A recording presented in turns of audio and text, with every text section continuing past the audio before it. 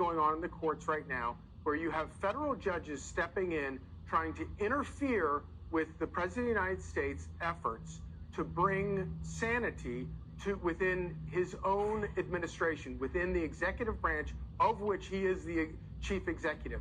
How is this going to work out? Well, this isn't anything new. We've seen this for the last 4 years. This is the weaponization of our justice system. So thank God we have Pam Bondi in now as Attorney General, because it's not going to stand. We did expect it. We understand that there are some very inappropriate, radical judges that are seeing this as a platform to elevate themselves and get a headline. We don't have any time for it. And President Trump's agenda is the one that the American people voted on November 5th. It's really not President Trump. It's what they wanted. And that's the way our country works. It's a republic. That's how it goes. So we'll deal with them in court. This is obviously not something we're not familiar with doing. And there will be repercussions, frankly, for those that try and go after President Trump's orders, for those people that are trying to step in his way and his agenda, which is the American people's agenda. Well, it is a constitutional conflict here.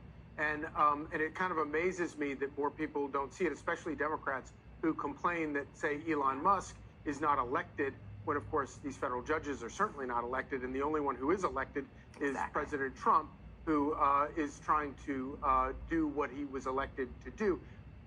Do you see this going all the way to the high court, or do you see this as something that will get settled before that point? It should be settled before that, but they're relentless and they're desperate, as we've seen.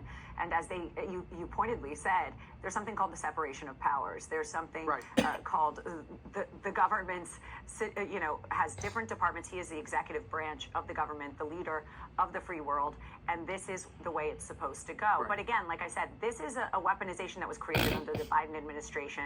We're seeing them cry and scream, and they need to adjust to reality, and they're having a hard time with that. But we're going to have to fight it. We know that. We're ready for it. And when these decisions were made, they were vetted. They went through White House counsel's office. They went through all the right elements of our administration to make sure that they will withstand any challenges that we get from radical left.